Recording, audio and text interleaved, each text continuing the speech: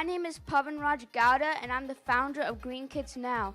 I'm also the founder of the Green Kids Conference, and I'd like to welcome you all to the second annual Green Kids Conference. First, I would like to thank Microsoft for the continued support and sponsorship for this program, and I would like to give my sincere thanks to all our exhibitors here today. So, we're at a decision point. Do we want to keep hurting nature and only looking for short-term gains? Or do we want to preserve nature and look how we can live on this planet sustainably? Very honored to introduce our keynote speaker, Professor Dr. Robert Dunbar from Stanford University.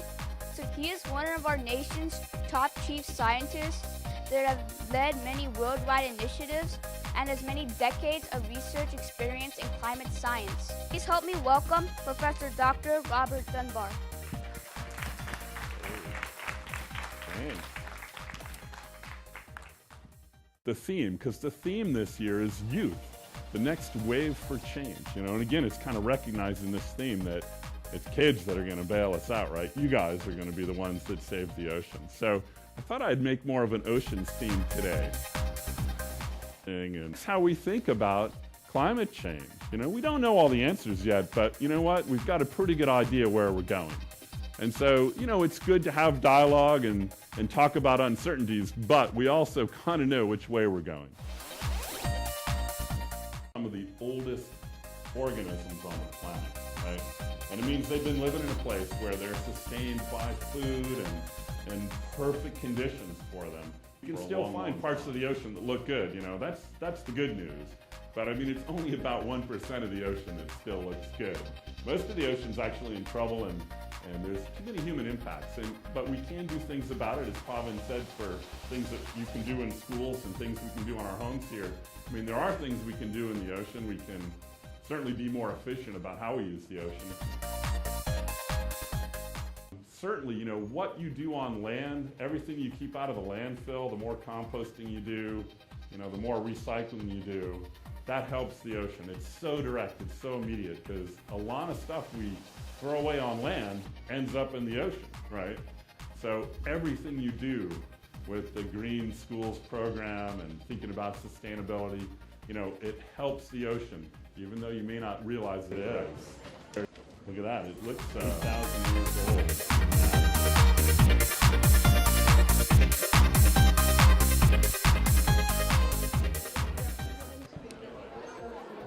Called green engineering. And in green engineering, we'll bring up topics like recycling and using Lego to make a recycling plant. We will talk about passive solar design and build some buildings and talk about sun angles. This is our very first game. It's called Trash Chaos. It's about recycling. So for example, the kids have to learn how to separate the different types of trash.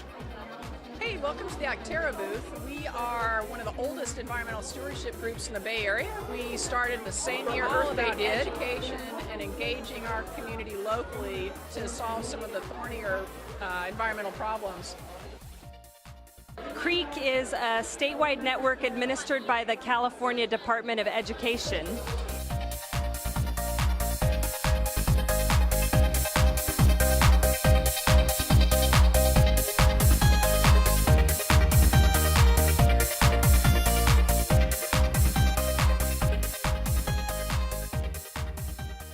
So what is air pollution? Air pollution is any particles or gas that harms your health, the environment, or cause property damage. And based on the EPA definition. Hi, so we're here today to help kids learn how they can help keep their air clean, called Spare the Air. We try and tell people not to throw bread and cereals into the water to feed the birds because they'll eat it, but then it won't give them nutrition and it'll block their system and can even kill them.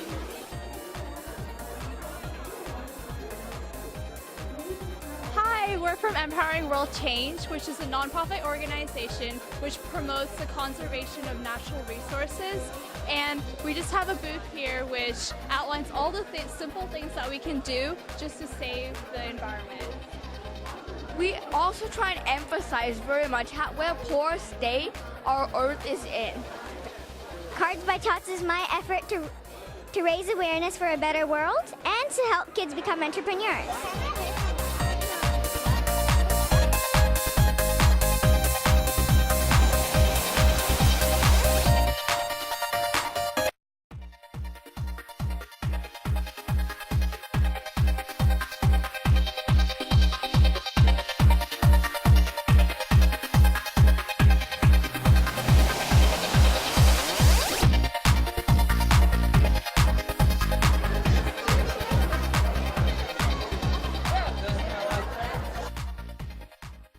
Make recycled art products like paper, plastic, like glasses. Can only have like reusable things. Compost, leftover snacks. With San Martin 4-H Robotics. So what we've done here is we have a water on a filter changes the resistance. So therefore changing the time that electricity needs to go to the capacitor. This is a carbon dioxide indicator, and this is a diver's weight, 1 kilogram, and this represents the amount of carbon dioxide little kids breathe out in 2 days and adults breathe out in 24 hours. And the average car that drives around 60 miles an hour makes one of these in 3 minutes. Another problem with carbon dioxide, not just temperature, is also that when it gets into the ocean, it can turn the ocean into acid. Basically, it becomes acidic. A part of it, like I talked about the carbon dioxide molecule. These are representations of, this is oxygen, and this is nitrogen. Nitrogen, oxygen, and carbon dioxide make up most of the Earth's atmosphere.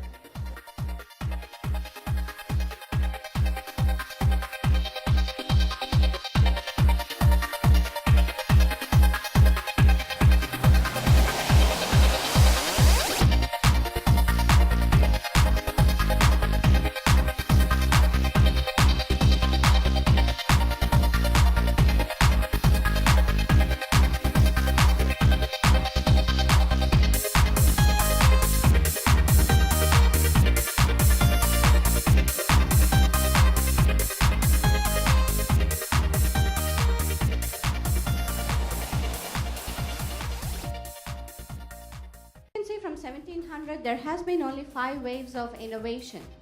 Like the major waves of innovation like steam engine and electricity, there has been only 5 major waves of innovation. And the 6th wave of innovation, it's predicted that it will come from those fields like biomimicry, green chemistry, industrial ecology, sustainability. So Green Kids Now organization is now focused on bringing all those fields to the kids right now, so you can be ready to jump in the next wave of innovation. It is very clear that copying from nature is going to save us time and is going to help us make better designs and products that are more sustainable. In nature, the principle is, the power to stop when it's done is a very powerful principle. Whereas we don't know, we have been struggling with taking more than what we need. Each animal is a self-organized system, right? It's a self-organized system. But swarm intelligence is the collective behavior of all these self-organized systems in a decentralized environment. What is the collective behavior? So IT industry has adopted this swarm intelligence to better connect data centers and web farms. So nature's laws, strategies, and principles are very simple but yet very effective. Well, ask questions, because it is your future that is being built. And you should know why and how you can make a difference in that future. Biomimicry is a tool that helps make this future better. So go outside and see what creatures will inspire you and what possibilities you could achieve. Don't waste water. If you turn the faucet and let it run, all the water goes down the drain. Get your glass in the cupboard. Pour yourself that glass of water, and as the water is going into your cup, as it's filling up, think about that water. Water is incredible and precious. Now,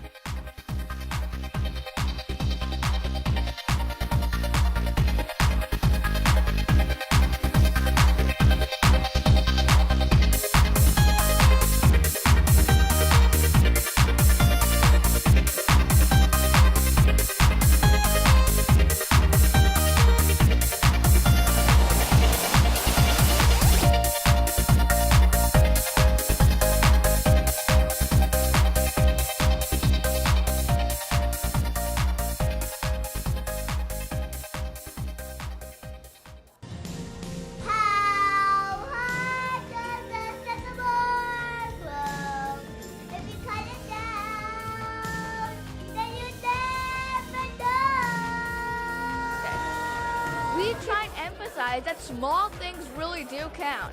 If everyone just depends on everybody else to do something, we're not going to get anywhere. By the time we're grandparents, Earth is going to be trash. Instead, we all have to do a little bit.